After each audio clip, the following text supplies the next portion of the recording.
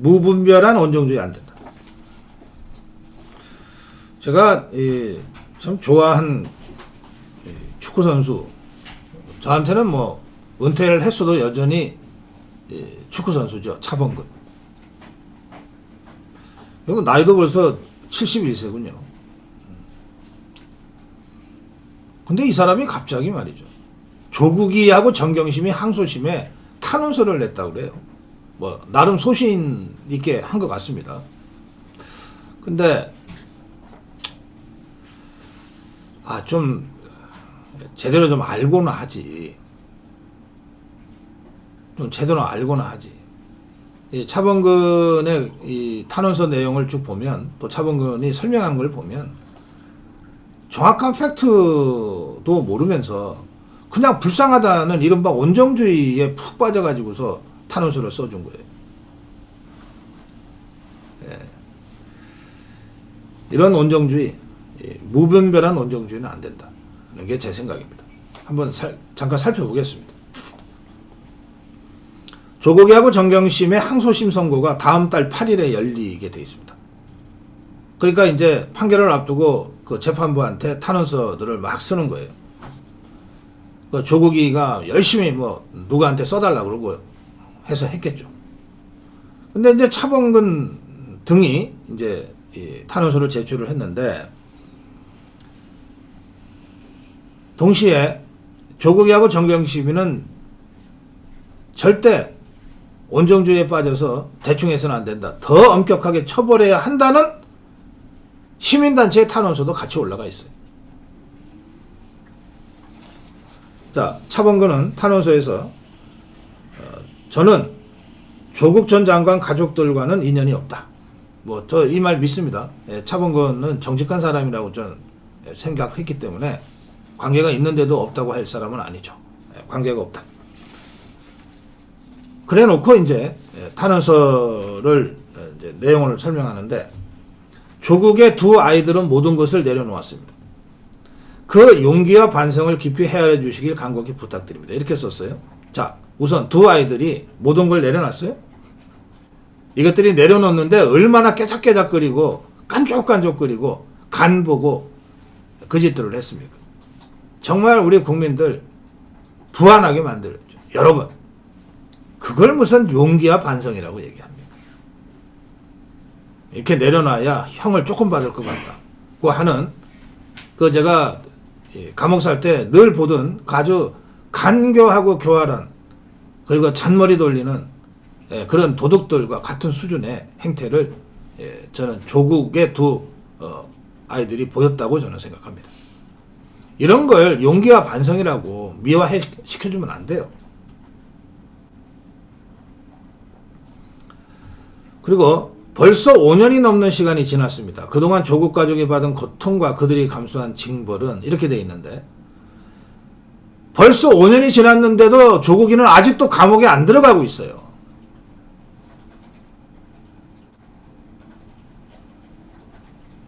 재판 지체 때문에. 또 이자들이요, 이 기간 동안에 뭐 고통을 받고 징벌을 감수해요?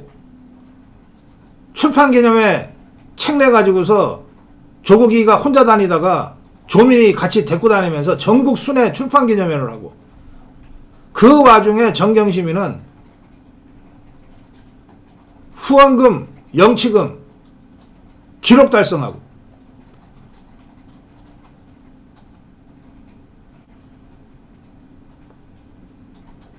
그게 고통이에요?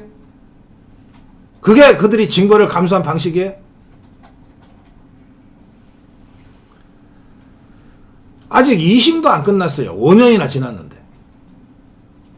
그럼 저 조국이 저것이 2심 유죄 나오면 모든 잘못 반성하고 상고 포기하겠습니다 하고 감옥에 지발로 걸어갈까요? 그까지 대법까지 가겠지. 어떻게든 몇 달이라도 더 바깥 공기 마시고 살려고. 그리고 이번 선거에 기회만 되면 조추성인지 뭔지 비례정당 만들어서 출마하려고 지금 왔다 갔다 하는 거 아니에요. 이게 어떻게 반성하는 모습이에요.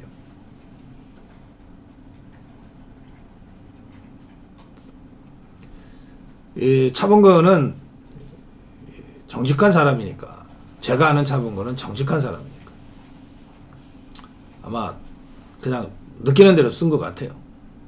그래서 이 조국이, 정경심이 그 애들 둘한테 정말 어울리지 않는 용기라고 하는 단어까지 써서 탄원을 했는데, 차범근 감독, 용기는 언제 써야 되는가 하면, 예? 말도 잘 안 통하는 독일의 그 분데스리가에 과감하게 뛰어들어서 독일 축구와 전 세계를 놀라게 했던, 차붐을 일으켰던 젊은 시절의 차범근이한테 해줄 수 있는 말이에요. 차범근 감독. 40년 전, 50년 전 그때를 생각하세요. 용기는 아무한테나 쓰는 말이 아닙니다.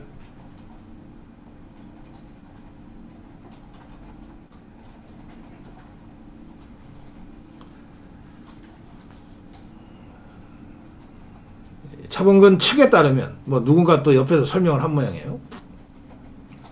98년 프랑스 월드컵 본선에서 성적이 좋지 않아서 당시 감독을 맡았던 차범근과 가족에 대한 비난 목소리가 컸고, 당시에 고3이었던 차두리는 아예 진학을 못하게 한다는 비난까지 있었다. 그때 그 상처 때문에 이번에 조국과 정경심의 그 자식들에 대해서 좀 애틋한 동정심이 일어서 선처를 베풀어 달라는 취지의 탄원서를 낸 것 같다라고 차범근 측에서 설명을 하는데, 이거 측이면은 좀 제대로 좀 말이 되게 얘기를 해야지. 어떻게 차두리하고 조민희 같은 자하고 비교를 하냐고. 차두리가 뭐 그런 불법을 저질렀어요? 공범이었냐고.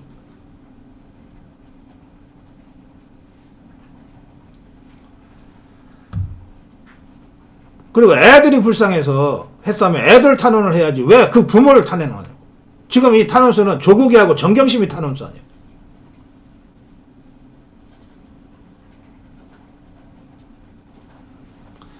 이런 따위의 값싼 온정주의와 동정심 때문에 정말로 우리가 엄중하게 사법 처단을 해야 될 그런 자들이 다 빠져나가는 거예요. 좀 더 독해져야 됩니다. 정의를 바로 세우고 상식을 바로 세우고 무너진 대한민국을 바로 세우기까지는 좀 더 우리가 독해져야 된다.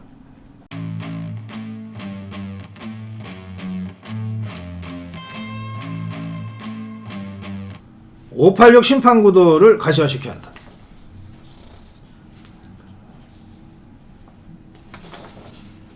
네, 한동훈이 이렇게 얘기했습니다. 자기 손으로 땀 흘려서 돈 벌어본 적도 없고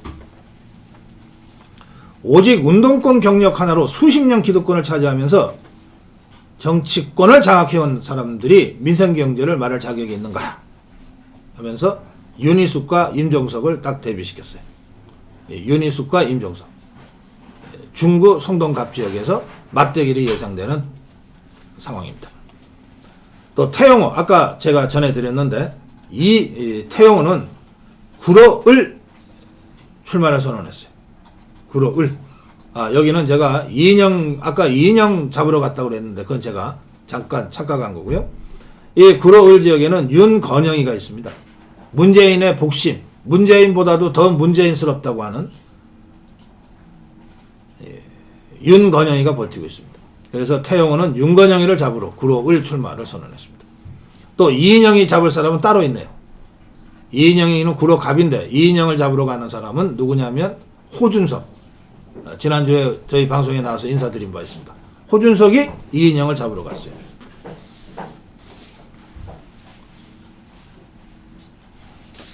이런 식으로 이번 총선의 구도를 586 기득권 세력을 심판하는 그런 586 기득권 심판 선거로 국민의힘이 주도적으로 지금 판을 짜가고 있는 겁니다. 아주 잘하고 있다 그렇게 생각합니다. 다만 늘 우리 자유파가 다 좋은데 디테일에 약하다 이런 지적들을 많이 받아왔어요. 총론 좋고 방향 좋다. 근데 왜 이렇게 거치냐? 왜 이렇게 디테일에 약하냐 말이에요. 이런 지적들을 그동안 받아왔어요. 이 디테일 때문에, 별것 아닌 이 디테일 때문에 좋은 그림이 망가지고 좋은 방향이 뭉개지는 거예요. 저는 한동훈 위원장도 방향만 잡을 게 아니라 그 방향성을 공천과 선거라고 하는 그 프로세스를 통해서 디테일하게 구현하는데 좀 더 주의를 기울일 필요가 있다. 이 말씀을 드립니다. 이를테면 마포울 김경률 사태. 정청래라는 자는 누군가가 가서 잡긴 잡아야 되는 거 아니에요. 그런데 그걸 뭐 누굴 내보내건 그 과정이 매끄러웠다면 굳이 쓸데없는 논란을 일으킬 필요가 없었어요. 이를테면 서울 중구 성동갑지역만 하더라도 한동훈 위원장이 땀 흘려 돈 벌어본 적 없는 자 하면서 윤희숙과 임종석 이렇게 구도를 딱 만들었는데, 그런데 이 지역에는 이미 출마를 선언한 권오현이라는 후보가 있어요. 예비후보로 등록해서 열심히 뛰고 있어요. 저희 방송에도 두어 차례 나온 바가 있습니다. 이 권오현이 한동훈 비대위원장이 윤희숙을 거론하면서 이야기하는 걸 듣고 이렇게 얘기합니다. 아니 뭐 내부 총질처럼 보이고 싶지는 않다. 그러나 윤희숙을 내려꽂는 것처럼 비치는 상황에서는 81년생 8090 정치 신인들의 기회가 박탈되는 것 같아서 좀 아쉽다. 당에서 시스템 공천 원칙을 좀 지켜줬으면 좋겠다. 내놓고 당내 분란처럼 벌리지는 못하겠지만 이건 아니지 않냐 라고 하는 문제 제기를 이미 등록해서 예비후보로 뛰고 있는 권오현 입장에서는 할 수 있는 거예요. 또는 할 수밖에 없는 거예요. 권오현이 나가면 586 심판구도가 뭐 망가집니까? 저는 윤희숙이 중성동 갑 출마할 수 있다고 생각해요. 그러면 이미 거기에 예비후보로 등록한 권오현이라는 우리 후보가 있다는 걸 그 정도는 알 거 아니에요. 그러면 공정한 경선을 통해서 누가 됐건 586을 심판하자. 이렇게 가면 권오현이 반발할 이유가 없잖아요. 그래, 임종석 잡을 자신이 있는 사람이 당내 경선에서 권오현 잡을 자신은 없어요? 또 만약에 권오현이 당내 경선에서 윤희숙을 잡는다면 윤희숙보다 경쟁력이 더 확실한 걸로 입증이 되는 건데 누가 됐건 뭐가 문제입니까? 우리 입장에서. 임종석이만 잡으면 되지. 정청래만 잡으면 되지. 이인영이만 잡으면 되지. 윤건영이만 잡으면 되지. 김용민이만 잡으면 되잖아.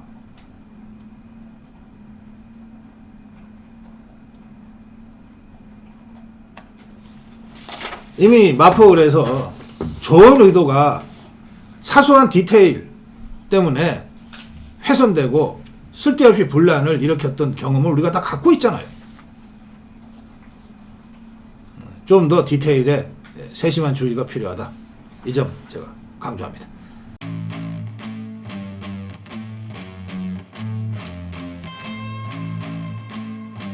재난의 정쟁화 더 이상 안 된다.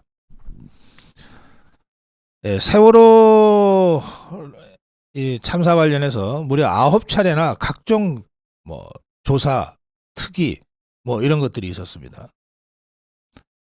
그런데 세월호 참사 후에 이어진 검찰의 조사와 수사 그리고 기소와 재판에서 나아간 것은 거의 하나도 없습니다. 그러면 그동안 그 수많은 조사위원회, 무슨 특별조사위원회, 이 전부 좌파들이, 종북 주사파들이, 더불어민주당 것들이 위원 차지하면서 정치적으로 써먹고 또 일자리도 지그들끼리 독식해 왔는데, 그래서 전 세계적으로 정말 유례없는 재난의 정쟁화, 재난의 정쟁화의 아주 나쁜 사례로 전문가들이 얘기하고 있습니다. 근데 이 더불어민주당 종북주사파들은 여기에 재미가 들렸는지 거의 판박이로 이태원 사고를 똑같이 지금 만들어 가려고 이태원 참사 특별법이라고 하는 것을 강행했어요. 이게 누가 봐도 또 다른 이 재난의 정쟁화라는 정략적 소산이다. 정략 정체의 소산이다.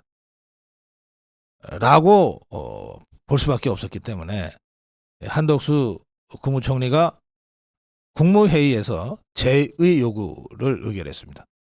그래서 대통령이 어제 오후에 제가 했어요. 그래서 이태원 특별법은 다시 국회로 넘어갔습니다.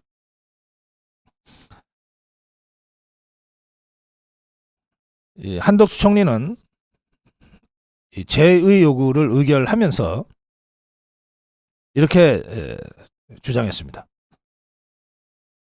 이태원 사고의 원인을 정확히 규명하기 위해서 경찰에서 500명이 넘는 인원으로 특별 수사를 진행했다. 그리고 그 결과를 모두 투명하게 공개했다. 그리고 국회 국정조사에도 성실하게 임했다. 할 수 있는 모든 걸 다 했고, 그리고 정부 차원에서 이태원 유가족들, 그리고 사망자들, 그리고 이태원 상인들에 대한 특단의 지원 조치도 지금 추진하려고 하고 있다. 그런데도 이 더불어민주당은 이 특별법을 강행해서 특조위를 구성하고 특별조사위원회입니다. 이 특조위에 동행명령권, 압수수색 의뢰와 같은 이 강력한 권한을 행사할 수 있도록 해놨다. 이로 인해서 국민의 기본권이 과도하게 침해될 소지가 크다. 그러니까 위헌적 소지가 있다는 겁니다. 또 11명의 특조위 위원을 구성하게 돼 있는데 이 구성 절차도 공정성과 중립성이 훼손될 우려가 상당하다. 이 11명의 특조위원은 지금 이 법안에 따르면 어떻게 돼 있냐면 여당이 4명, 그러니까 국민의힘이 4명 추천합니다. 야당, 더불어민주당, 정의당이 4명 추천하고 국회의장이 3명 추천하게 돼 있어요. 국회의장이 지금 김진표 아닙니까? 더불어민주당이었던 자. 그 이자가 당연히 좌파 특조위원 3명, 유가족 대표 포함해서 하겠죠. 그럼 어떻게 됩니까? 결과적으로 11명 위원 중에 4대 7, 종북주사파가 압도적 다수인 특조위가 구성되는 거예요. 그리고 이거를 4월 10일 선거를 거쳐서 원구성이 바뀌어서 우리가 국회의장을 하게 되면 이건 소용없어지잖아요. 그러니까 4월 총선 전에 이걸 어쨌든 처리하겠다고 지금 압박을 하고 있는 겁니다. 자기들이 다수당일 때 처리하겠다. 이거 아닙니까? 또 법원에 영장 없이도 동행명령을 할 수 있고, 영장 없이 어떻게 강제 동행인데 이게 어떻게 영장 없이 동행이 가능합니까? 수사기관도 아니면서. 조사기관이에요. 특조위의 조자가 수사할 조자가 아니고 조사할 조자예요. 감사원도 조사 권한만 있지 수사 권한은 없어요. 중앙선거관리위원회도 조사할 권한은 있지만 수사할 권한은 없어요. 공정거래위원회도 조사할 권한은 있지만 수사할 권한은 없어요. 조사를 해서 이게 정말 수사가 필요해 그러면 감사원도 검찰한테, 선관위도 검찰한테, 그리고 공정거래위원회도 검찰한테 수사를 의뢰하는 거예요. 근데 특조위는 영장 없이 동행명령할 수 있어요. 그 강제 수사를 하겠다는 것 아닙니까? 그리고 단순히 자료 제출 요구만 거부해도 압수수색을 의뢰할 수 있어요. 자, 의뢰하면은 안 받아줄 수 있습니까? 의뢰했는데 안 받아주면 그때마다 정쟁이 발생하는 거예요. 또 이게 이 특조위가 위원이 11명이고 7대4로 자기들이 유리하게 구성을 해놓고 거기 위원만 있습니까? 상근자들 쫙 뽑을 거예요. 한 60명쯤 된답니다. 그리고 이 특조위원은 세월호 특조위 같은 경우에도 차관급이었거든요. 뭐 관용차가 나가고 막 그랬어요.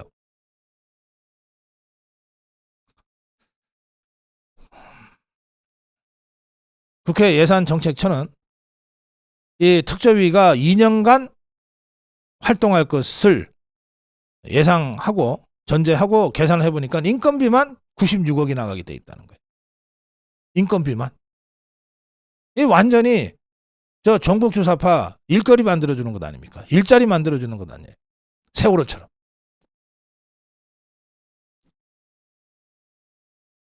네, 그래서 이런 식의 특조위 구성 운영은 국가 행정력과 재원 소모로 연결될 뿐만 아니라 국민의 분열과 불신만 심화시킬 우려가 너무 크므로 제의 요구한다. 그런 것이 한덕수 총리가 어제 국무회의에서 제의 요구한 설명입니다. 유족들과 야당, 더불어민주당, 정의당은 강하게 반발했어요. 예상대로. 또 이재명이는 대한민국은 아무도 책임지지 않는 나라 각자도생의 사회라는 공식 선포다 그랬는데 각자도생 평생 해온 게 이재명이 아닙니까? 뭔 소리를 하는 건지. 대통령실 고위 관계자는 이런 야당의 논평에 대해서 이태원 참사 당일 112 신고 녹취록 전문을 낱낱이 공개하려고 지시한 사람이 바로 윤석열 대통령이었다. 또 국민의힘 중진 의원도 이게 이제 이름 쓰면은 또 문자 폭탄에 거의 죽을 것 같으니까 익명으로 얘기했지만 이렇게 얘기했습니다. 수백억 원의 예산을 쓴 세월호 특조위가 새로 밝혀낸 게 뭐냐? 이번 특조위도 야당 운동권 인사들의 일자리 특별법으로 전락할 우려가 크다. 근데 저는 말이죠. 이 정도 발언은 제가 제 이름 걸고 발언하듯이 그래도 국회의원 배지 달고 있을 정도면 이 정도 발언은 자기 이름 내걸고 해야죠. 뭐가 그렇게 겁이 나가지고. 네. 제 결론은 이렇습니다. 어제 밤에 연합뉴스 TV에서도 제가 그렇게 논평했는데 하여튼 재난의 정치와 재난의 정쟁화 이건 더 이상 용납해서는 안 된다. 세월호 때 우리가 10년 가까이 지긋지긋 겪었다. 정쟁이 정쟁을 낳고 정쟁이 또 다른 정쟁을 낳고. 재난의 정쟁화는 어떤 경우에도 더 이상 용납돼서는 안 된다. 그런 의미에서 윤석열 대통령의 거부권 행사는 꼭 필요한 일이었고 당연한 일이었지만 동시에 용기 있는 결단이었다. 그렇게 평가합니다.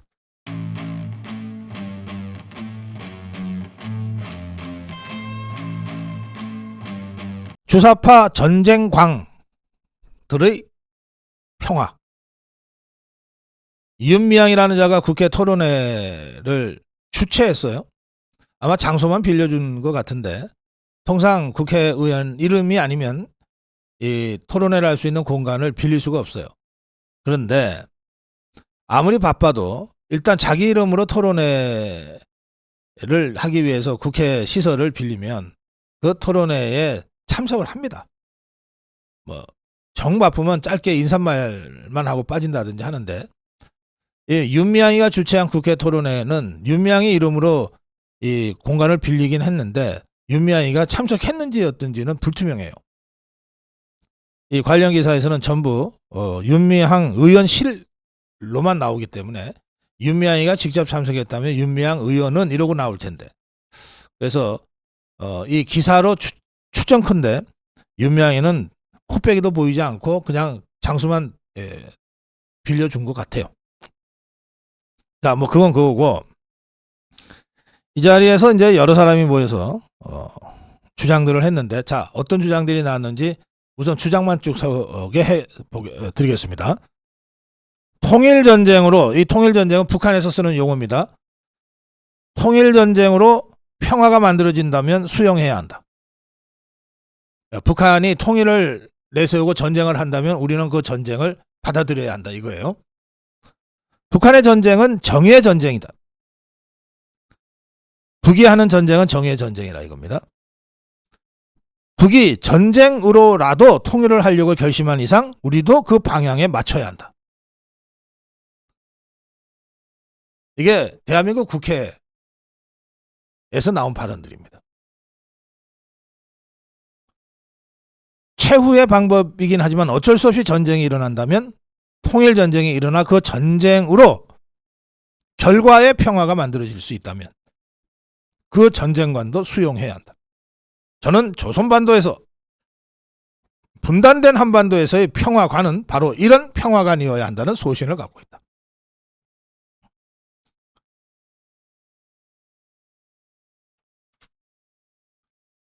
이런 발언이 이어졌는데 별다른 제지도 없었고 항의도 없었어요.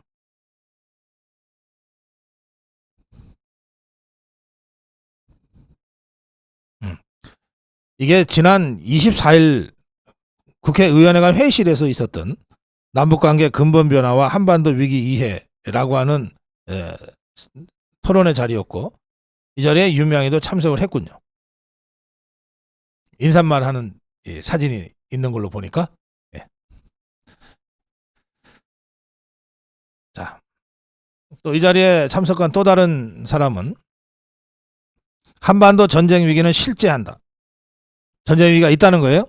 그런데 이 원인은 북 때문이 아니라 한미동맹 때문이다. 또 다른 자는 이렇게 주장했습니다. 북은 완전 자주국방이고 교육, 의료, 주거는 남쪽은 경쟁이고 북은 무상이다. 친일 청산도 남쪽은 완전히 실패했고 북쪽은 성공했다. 남쪽이 자주의식 없이 헬렐레 하고 있으니까 맨날 외세가 군합발로 들어와 좌지우지한다. 국보법이 여전히 위력을 발휘하고 미국의 검은 속셈이 드러나는 가짜 유엔사 존재 자체에도 침묵한다.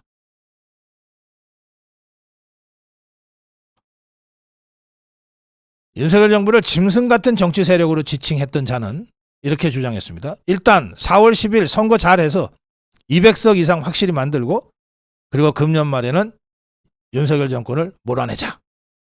탄핵 말고는 몰아낼 방법이 없죠. 중간에. 탄핵하자 이겁니다. 이게 논란이 되자 윤미향 의원실 측에서는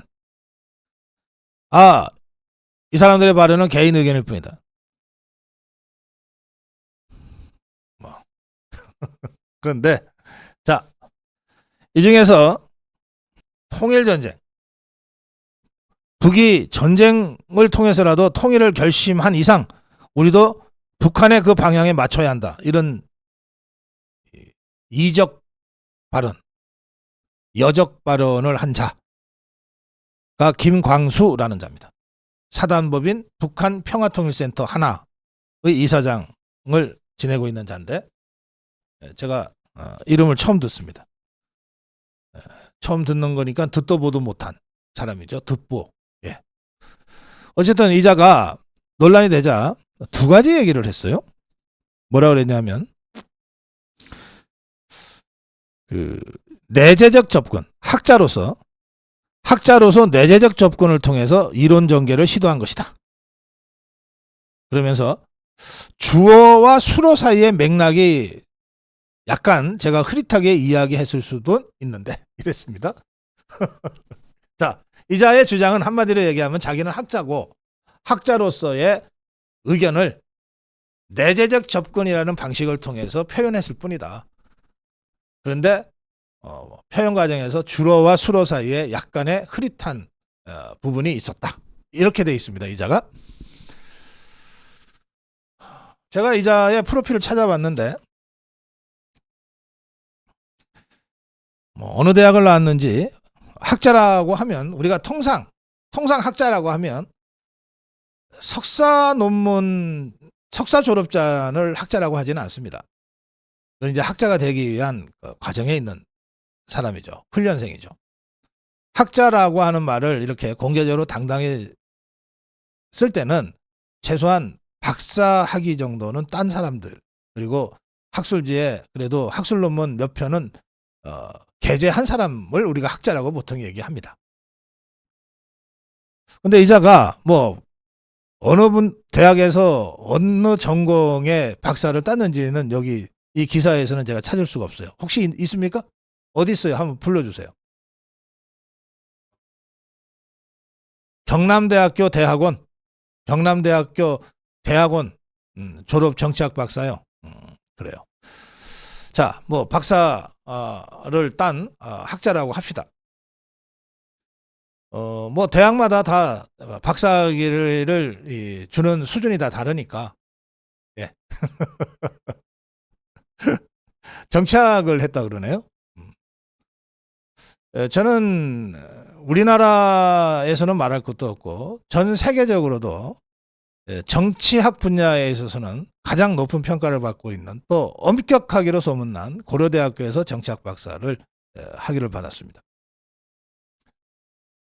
또 우리나라 정치학계에서 보수 쪽에서는 가장 권위 있는 한벼 선생님으로부터 지도를 받았고, 또 진보 쪽으로도 가장 권위 있는 최장집 선생님으로부터도 지도도 받고 논문 심사도 받았습니다.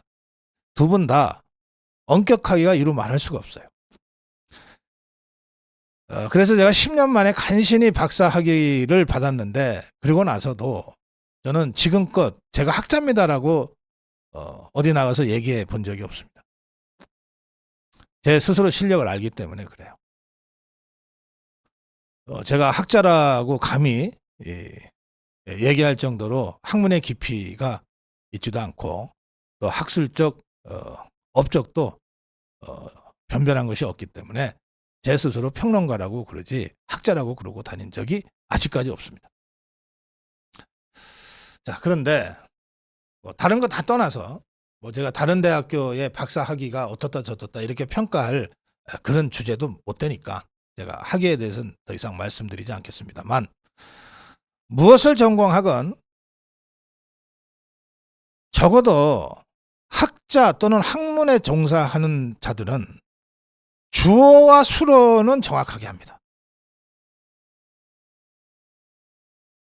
문장이라고 하는 게 주어와 수어로 구성되기 때문에 주어가 뭔지 수어가 뭔지를 흐릿하게 얘기하는 사람이 석사를 이수하고 박사를 따고는 불가능해요. 그 아무리 우리 이 대학이 흐리멍텅해도 그런 정도까지는 아닙니다. 이 사람 스스로 얘기하잖아요. 자기는 학자인데 주어와 수어가 좀 흐릿하게 됐을 수는 있다. 예. 뭐 쫓기다 보니까 그렇게 변명했다고는 생각하지만, 학자 욕먹이지 마세요. 대한민국 학문 수준이 그런 정도는 아닙니다. 주어와 수어를 흐릿하게 표현하는 사람을 어떻게 학자라고 얘기를 합니까? 자, 뭐 그건 그거고, 더 중요한 것은 이 내재적 접근이라고 하는 이 대목입니다. 우리나라에서 제가 이제 알기로 제가 아는 바로는 이 북한에 대한 내재적 접근으로 최초로 박사 논문을 딴 사람이 문재인 때 통일부 장관을 했던 이종석이었습니다. 이종석의 박사 논문이 김정일 연구인데, 그때 이 친구가 내재적 접근법이라고 하는 것을 가지고 박사 논문에 도전을 했더랬어요. 이 내재적 접근이라고 하는 건 뭐냐면 이런 겁니다. 자, 북한에서 백두혈통 그러잖아요. 그거를 우리의 시각이나 우리의 감각으로 보면, 아니 무슨 혈통이야, 정근대적인 백두는 도대체 뭐야, 이렇게 되는데 그냥 이해가 잘 안 된단 말이에요. 그런데 북한의 그 내부의 시각으로 보면 백두는 김일성이가 이른바 항일 무장투쟁을 한 그 근거지고 성스러운 곳이고, 그래서 혁명 성지고, 거기에서 난 혈통이라고 하는 이 김일성, 김정일, 김정은 집단의 세습 왕조의 권력의 정통성을 강조하기 위해서 전근대적인 혈통이라고 하는 것을 갖다 붙여서 백두 혈통이라고 지금 쓰고 있거든요. 북한 내부에서는. 그러니까 이 백두 혈통이라는 단어는 우리가 보기에는 정말 황당하고 전혀 이해가 안 되는 말이지만, 북한 사회 내부에서는 가장 확실한 권력의 정통성을 주민들한테 선전하고 주입하는 그 이데올로기 수단이다. 이런 거예요. 그러니까 이게 내재적 접근이에요. 그러면 내재적 접근은 그러니까 이것이 옳다가 아니에요. 얘네는 이런 식으로 생각하고 이런 식으로 행동해 라고 분석해 주는 거예요. 그런데 이건 말도 안 돼 라고 비판을 하든지, 그런데 이게 나름 이해가 돼 라고 동조를 하든지는 그 다음 문제. 그러니까 내재적 접근은 찬양이 아닙니다. 내재적 접근은 동조가 아니에요. 내재적 접근은 분석 방법 중에 하나에 불과해요. 밖에서 보는 외재적 접근과 안에서 보는 내재적 접근이 같이 있어요. 이 두 개가 결합되는 것이 좋아요. 그래야 학문의 완성도가 높아져요. 그런데 이자가 자기는 내재적 접근을 했을 뿐이다라고 주장하면서 실제로는 김정은, 김일성, 김정일, 김정은 3대 세습을 정당화하고 그것에 동조하고 있잖아요. 이건 내재적 접근하고 차원이 다른 문제입니다. 이 김광수라는 자가 갖고 있는 신념이고 일종의 정치 활동인 거예요. 내재적 접근이라고 해서 이 모든 것이 다 정당화가 되면 어떻게 됩니까? 범죄 프로파일러들은 전부 범죄자와 동일시되는 거야. 자, 범죄 프로파일러는 범죄자의 내부에 들어가서 그 심리를 분석해내는 거잖아요. 그러면서 이자가 다음 범행을 이러이러한 장소에서 이러이러한 방식으로 할 가능성이 높아라고 예측하죠. 그렇다고 해서 그 범죄 프로파일러가 이 사람과 같은 범인으로서 동조하고 그렇게 합니까? 공범이에요? 아니잖아요. 내재적 접근은 범죄를 분석하는 프로파일러와 같이 범인의 내면에 들어가서 분석한다는 뜻이에요. 그게 이 사람의 살인이나 도둑질을 정당화하는 것하고 차원이 다르다고. 이해가 되십니까? 정복 주사파들이 이 내재적 접근이라고 하는 별것도 아닌 것을 갖다가 학문적 외피를 둘러쓰고 이런 식으로 북한 김정은 집단을 추정하고 이들에게 이적 행위를 하고 여적죄를 저지르고 있으면서 공개적으로 그것을 피해가는 방법인 거예요. 학문의 자유 운운하면서. 그래서 단죄해야 됩니다. 내재적 접근법을 부정할 것이 아니라 그건 여러 분석 방법 중에 하나고 아주 기본적인 방법 중에 하나예요. 별거 아니에요. 그걸 나는 학자고 나름의 학문적 소신을 가지고 내재적 접근을 가지고 그런데 주어와 수로는 좀 흐릿하게. 예. 뭐 제가 스스로 학자라고 생각하고 학자라고 얘기하고 다닌 적은 한 번도 없지만 예. 학문을 더 이상 모욕하지 마라. 예. 종북 주사파들한테 예. 제가 한때 학문을 잠깐 했었던 사람으로서 예. 경고합니다. 더 이상 너희들이 무슨 생각을 하고 무슨 행동을 하는지 그건 너희들 선택이고 너희들 책임이다. 너희들 선택했어? 책임지면 돼. 그런데 학문을 이런 식으로 모욕하고 조롱하고 그러지 마. 라고 경고합니다.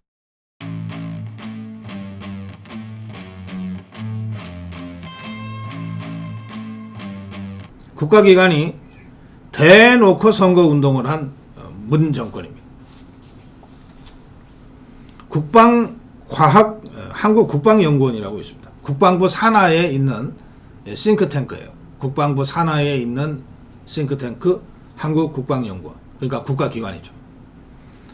이 국가기관인 한국국방연구원이 2021년에 더불어민주당 대선 후보 경선이 있었을 때 이재명 쪽의 요청에 따라서 이재명한테 필요한 군사 관련 공약을 만들어서 그것도 아예 선관위에 제출할 공약집 형태로까지 만들어서 그냥 복분만 하면 되도록 만들어 가지고 제공했다고 하는 의혹이 있었고 이 의혹을 감사원이 감사를 했는데 그게 사실로 확인이 됐습니다. 그러면 이건 뭡니까? 문재인 정권 때 국가기관이 직접 이재명 지원 활동을 나섰다 이겁니다.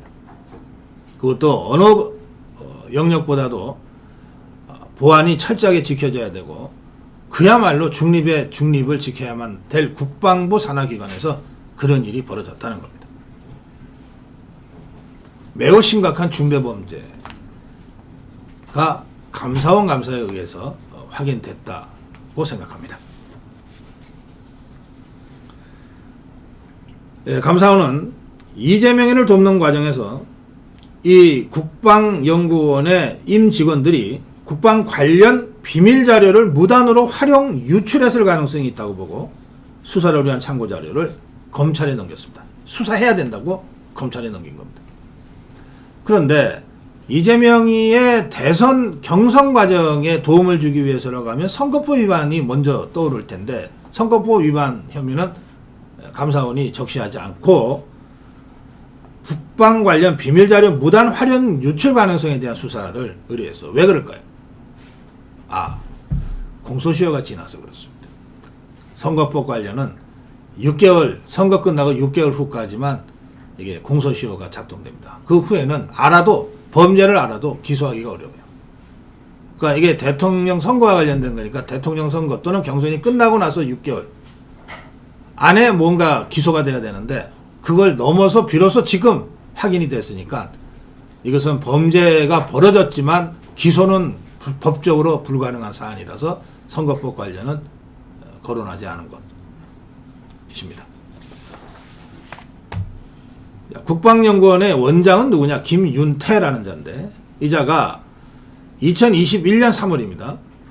세종연구소 부소장인 김모라는 자로부터 이재명을 위해서 국방정책 공약을 개발해달라는 요청을 받았어요.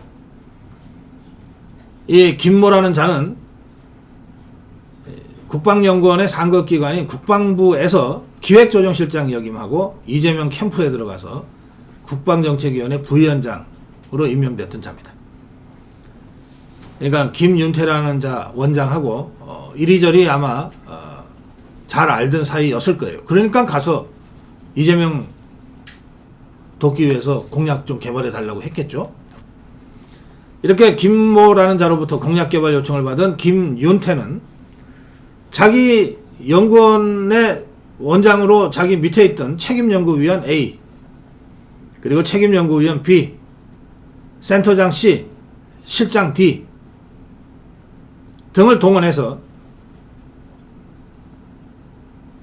이재명을 위한 군 관련 공약을 만들어서 이재명한테 전달했어요. 또 이재명 쪽에서 갖고 온 모병제 공약 문건을 검토도 해줬어요. 이런 식의 공약 개발을 통한 국가기관의 불법적인 이재명 지원, 이건 계속해서 자기들끼리 소통을 해야 가능한 것 아닙니까? 그거 보고서 받았는데 그거 무슨 뜻이에요? 그거 좀 빼는 게 어때요? 뭐 이런 식의 커뮤니케이션이 계속해서 이루어져야만 되는 거 아니에요? 그걸 하기 위해서 이 자들이 텔레그램에 북한산 등산 모임이라는 가짜 대화방을 만들었습니다. 위장 대화방을 만들었습니다. 북한산 등산 모임이라는 무슨 등산인들의 대화방처럼 위장한 가짜 대화방을 만들고 그 길을 통해서 서로 커뮤니케이션을 하면서 서로 주고받으면서 이재명에 대한 공약 지원을 했습니다. 심지어는 중앙선관위에 제출해야 하는 공약 문서 양식에 맞춰서 공약을 아예 만들어주기도 했어요. 이때 제출된 이재명의 공약 정책 이름은 뭐냐면 4차 산업혁명 시대의 첨단 과학기술 적용 미래형 강군 건설. 혹시 맞아 이재명이가 그때 그거 공약했지? 기억하실 분이 계실지 모르겠습니다. 이 정책명의 슬로건까지 만들어줬어요. 이 자들이. 미래형 첨단 강군 건설 튼튼한 안보 구현. 정치평론가의 제 눈으로 보면 별것 아닌 상투적인 구호고 보고서 같지만 그러나 국가기관이 불법적으로 이재명 선거를 위해서 이렇게 동원됐다. 그 하는 범죄 사실이 중요한 겁니다. 또 여러분 기억하십니까? 당시에 윤석열 후보하고 이재명이가 또 다른 후보도 포함된 안철수, 유승민 이렇게 포함된 토론회, TV 토론회가 있었잖아요. 그 당시에 이 핵 문제가 주요 이슈 중에 하나였고, 윤석열 후보는 나토식 핵 공유를 이제 주장을 했는데, 그걸 이제 이재명이가 뭐 반박하는 뭐 이런 토론 장면들이 있었죠. 그때 이 이재명이를 위해서 전술의 Q&A라고 하는 예상 질의응답 문서를 이자들이 만들어서 주기로 했어요. 거의 캠프 정책팀처럼 활동한 거예요. 감사원은 아까 말씀드린 대로 김윤태를 비롯한 국방연구원 임직원들의 이재명 그 캠프 대선공약 개발을 도와준 행위가 선거법 위반에 해당된다고 판단했지만 공소시효가 지나서 선거법 위반 혐의를 적용하지는 않고 청탁금지법 등의 위반에 해당될 수 있다고 보고 수사 참고 자료를 검찰에 보냈습니다. 네. 문재인 정부 주사파 정권 때 국가기관이 이런 식으로 놀아났다. 중대범죄다. 엄벌에 처해야 한다.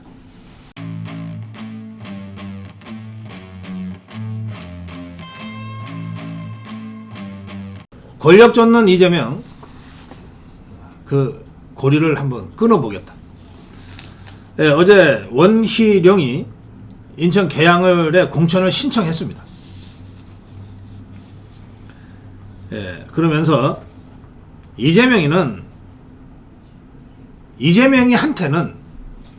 이재명이한테는 정치 권력이라고 하는 것이 자신의 출세를 위한 수단일 뿐이다. 그 고리를 내가 이번에 한번 끊어보겠다. 국회에서 대화가 사라지고 만 이유, 민주당이 점점 개딸들의 지배로 떨어져가는 이유, 민생과 경제에 우리 정치가 걸림돌이 되는 이유, 이 모든 원인에는 권력만 잡으면 된다는 이재명의 정치가 있다. 그러니까 지금 한국 정치의 이 모든 파행, 비정상은 이재명으로부터 비롯되는 것이다. 이렇게 딱 규정합니다. 그래서 이재명만 잡으면 우리 정치가 정상화될 수 있다. 그렇게 정리하는 거예요. 그리고 나는 바로 그 이재명을 잡기 위해서 인천 계양을에 출마한다. 이렇게 출마의 각오를 밝혔어요. 그러면서 이재명을 향해서 이렇게 공격합니다. 검사를 사칭하고 허위사실 공표하고 배임과 부정부패 혐의로 수사를 받고 있으면서도 성남시장, 경기도지사, 국회의원이라는 권력을 자기 욕망의 수단으로 삼고 있는 자다.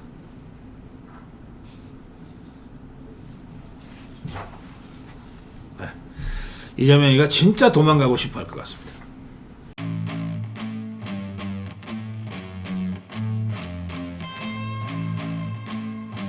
(83만) 영세업자를 외면한 민주당. 예, 제가 이슈 선점 말씀을 드렸는데 이 83만 영세업자 이슈도 사실 국민의힘이 선점한 겁니다. 정부 여당이 선점한 거예요. 먼저 2년 유예를 더 하자라고 주장을 먼저 하고 나섰잖아요. 그러니까 더불어민주당도 흔들렸죠. 야, 이거 표가 저게 800만 표래. 83만 명의 사업체, 50인 미만, 5인 이상, 대략 800만 명의 이 근로자 이랬거든요. 그러니까 2년 유예 하자 이렇게 되니까 아, 이게 800만 표가 있는 곳이야 해서 더불어민주당도 쫓아오려고 했어요. 그러니까 일부 쫓아오려고 그랬는데 일부가 야, 그러면 우리 민노총 한노총 표는 어떡하라고 이래갖고 지그들끼리 머리를 쳐박고 싸웠어요. 원래 본회의를 열기 전에 본회의를 2시에 열면 한 1시 정도부터 의총을 먼저 열어서 주요 현안에 대한 의원들의 입장을 조율하고 혹시 이견이 있어도 의총을 통해서 해소하고 또 원내대표의 지침을 받고 그리고 국회 본회의장에 들어가는 거거든요.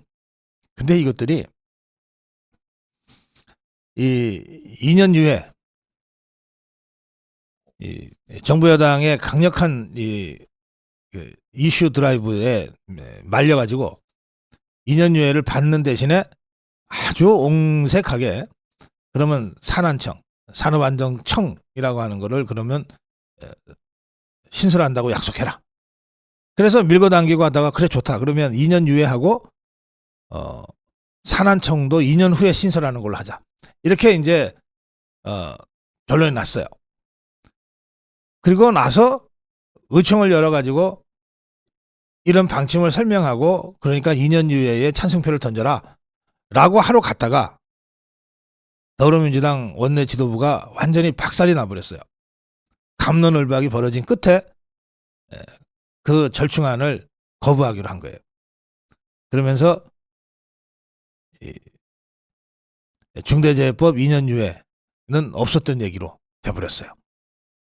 이 정도 되면 더불어민주당 원내 지도부가 소속 국회의원들로부터 거부당했기 때문에 불신임 당했기 때문에 사실은 사표 던져야 되는 거예요. 뭐 이자들한테 그 정도의 정치적 원칙이 있을 걸 기대하는 건 아니지만 원래는 그렇다는 겁니다. 자, 어쨌든 그래서 이 여당이 제시한 중대재해처벌법 2년 유예 중재안이 홍익표 원내대표와 더불어민주당 원내 지도부에 의해서는 받아들여졌는데 이게 더불어민주당 의총에 가서는 거부됐다는 겁니다. 그럼 왜 이렇게 됐을까? 아, 이거 이재명이가 힘을 실어주지 않았네. 그런 뜻이죠. 그리고 800만 영세 자영업자들 표는 조직되지가 않은 표라서 별로 겁나지 않는다. 그러나 한노총 민노총 저 조직표는 어이구 저거는 무서워. 우리는 저 표를 따라가야 돼. 이런 더불어민주당의 최악의 선택의 결과다. 이렇게 말씀드릴 수 있습니다. 더불어민주당 원내 지도부가 아주 당황할 수밖에 없는 상황이 벌어진 겁니다. 원래 1시간 동안 의총하려고 했는데 결론이 잘 안 나는 바람에 30분이나 늦췄어요. 의총을. 그러니까 본회의도 자동으로 30분 늦춰졌습니다.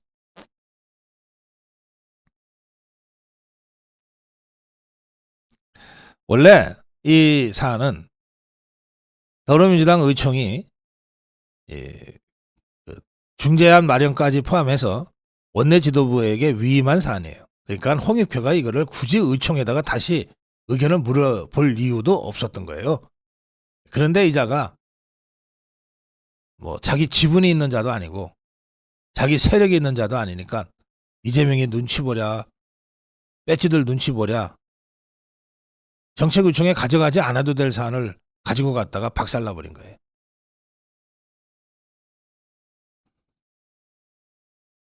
자, 중대재해처벌법뿐만 아니라 윤석열 대통령이 거부권을 행사했던 그 양곡법 이거를 약간 자꾸만 바꿔가지고 새 개정안으로 야당이 단독으로 따로 의결을 했어요. 그러니까 이게 뭐냐면 말이죠. 중대재해처벌법도 합리적 중재안을 배제하고 2년 유예 거부로 결론을 내린 거는 민노총 한노총과 이 종북주사파의 지지 세력한테 우리 이런 사람들이에요 라고 얘기하기 위한 거예요. 양곡법을 자꾸 몇 개 고쳐서 새 개정안으로 올린 거는 그래봤자 거부권 행사가 빤히 보이는데도 하는 거는 뭐냐? 농민들한테 아 우리는 그래도 여러분들을 위해서 이거 하려고 했어요. 한 번이 아니라 2번씩이나 했어요. 라고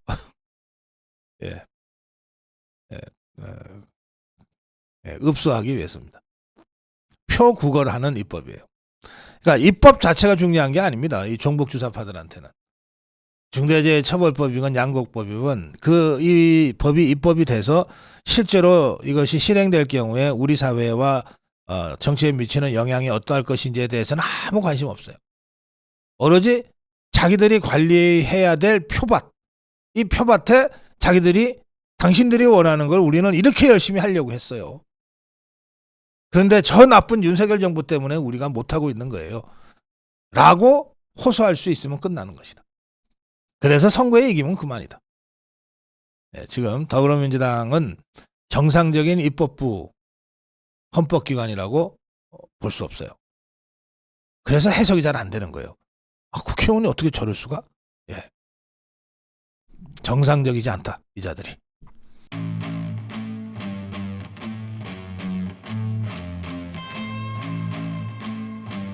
포스코 사태. 이제 사태라고 불러야 될 상황이 되어버렸습니다. 포스코 사태. 더 정확하게는 포스코 최정우 쿠데타 사태. 국민연금공단이 나서 해결하라. 어제 저는 제가 범대위 측으로부터 전해 들은 몇 가지 이야기를 가지고 논평을 했습니다. 칼럼을 했는데 오늘 뉴시스, 서울신문 등에서 지금의 그 포스코 사태가 매우 심각하고 지금보다 훨씬 더 나쁜 상황이 될 수 있다는 그런 기사를 올렸습니다. 먼저 서울신문 기사를 보면요. 최정우가 포스코 후추위에 개입했다. 더 커지는 심사 잡음이다. 이런 제목의 기사인데요. 포스코 그룹이 차기 회장 후보군 선정에 착수한 지 6주 만에 6명의 파이널 리스트 명단을 공개했지만 후보 추천위원회 후추위의 유효성 논란에서 한 발 더 나아가 불공정 심사 잡음으로까지 확대되고 있다. 시민단체는 전날 열린 후추위 회의에 후보 추천위원회 회의에 최정우가 개입했다는 새로운 의혹을 제기하면서 추가 고발을 예고했다. 이렇게 전하고 있습니다. 임종백 범대위 공동집행위원장은 사내 이사들과 유착한 후보 추천위원회가 차기 회장을 뽑는 것 그 자체로도 불공정한데 어제 그저께 최정우가 후보 추천위원회에 관여했다는 믿을 만한 제보를 확보했다. 경찰은 신속히 회의실 등 내부 CCTV를 확보해서 수사해야 한다. 필요하다면 추가로 고발할 것이다. 또 이 포스코 후추위가 전날 밤 어제 그저께 밤입니다. 늦게 공개한 파이널 리스트 6명의 리스트를 보고 그룹 내부에서도 불만이 감지되고 있다고 하는데 이 6명 중에 3명이 경기고 서울대 학연이라고 합니다. 저도 경기고를 나왔지만 이런 건 아니죠. 이런 건 아니죠. 이렇게 그 기득권 커넥션 헤쳐 먹으려고 명문고등학교, 명문대학교 나오는 거 아니죠. 일부 외부 후보는 포스코보다 회사 규모가 작아서 전문성과 리더십에 심각한 의문이 제기되고 있다. 6명 다 부적격하다 이 말이에요. 수사 리스크도 여전하다. 이 파이널리스트에 이름을 올린 김지용 등 3명의 사내 인사 모두 중국 이사회 출장, 캐나다 이사회 출장 관련해서 경찰 수사 대상에 올라가 있다. 그러니까 후보 추천위원회 7명도 전부 입건된 상태고 이들이 추천했다고 하는 6명 중에서 포스코 내부 인사 3명도 다 수사 대상이라는 거예요. 야, 도둑놈이 도둑놈을 추천하는 이런 상황이 지금 돼버리고 있다는 거예요. 재계 관계자는 포스코 회장 선임은 출발부터 스텝이 꼬일 대로 꼬여버렸다. 누구 때문에? 최정우 때문에. 지금이라도 포스코 최대 주주인 국민연금의 역할론이 커질 수밖에 없는 상황으로 흘러가고 있다. 그래서 제가 국민연금이 이제 직접 나서라. 더 이상 방치하지 마라. 이렇게 주장하는 겁니다. 어제 포스코 앞에서 포스코 범대위의 정식 이름은 포스코 지주사 본사 미래기술연구원 포항 이전 범시민대책위원회입니다. 이 범대위가 포스코 센터 앞에서 집회를 열었습니다. 이들의 주장은 이렇습니다. 범죄 피의자들로 구성된 회장 추천위원회 후추위의 모든 결정은 그 자체로 원천 무효이기 때문에 지금이라도 후추위 활동을 중지하고 즉시 해체하라. 사법당국은 포항시민을 기망하고 성남 위례지구 미래기술연구원 기공식을 준비하는 최정우를 즉각 소환, 수사하라. 또 범대위는 전원 범죄 피의자로 구성된 포스코 회장 추천위원회 후추위는 그 정당성과 도덕성을 상실했기 때문에 모든 결정은 무효로 처리돼야 마땅하다. 그런데도 후추위가 차기 회장 선임 절차를 강행하고 있으므로 국민연금공단 제1대 주주인 국민연금공단이 이제야말로 정당하게 나서서 확실하게 바로잡아야 한다. 그러면서 범대위는 신임 회장의 자격 요건을 구체적으로 제시합니다. 3가지로 제시합니다. 첫째, 신임 포스코 회장은 국민기업 포스코의 정체성과 역사적 전통을 체화한 철강 전문가여야 한다. 신임 회장은 둘째, 국민기업 포스코의 역사를 빛나게 해준 지역 균형 발전에 대한 경영 철학을 갖추고 포항시와 포항시 의회, 범대위 간의 225 합의서를 제대로 실천할 수 있는 사람이어야 한다. 셋째, 포스코 신임 회장은 포스코의 지속 성장을 선도하고 이권 카르텔을 단호히 거절 척결함으로써 국민과 포항시민이 다시 자랑스럽게 살아갈 수 있는 포스코로 만들 수 있는 사람이어야 한다.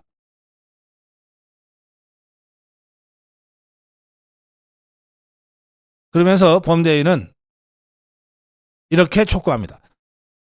후추위, 후보 추천위원회 사외 이사들, 그리고 뻔뻔하게 후보로 나선 사내 이사들은 즉시 포스코 역사 앞에 석고대죄하라. 전원 범죄 피의자로 구성된 후추위는 추천 권한이 없다. 모든 결정은 무효다. 즉각 해체하라. 정론 1심이었습니다.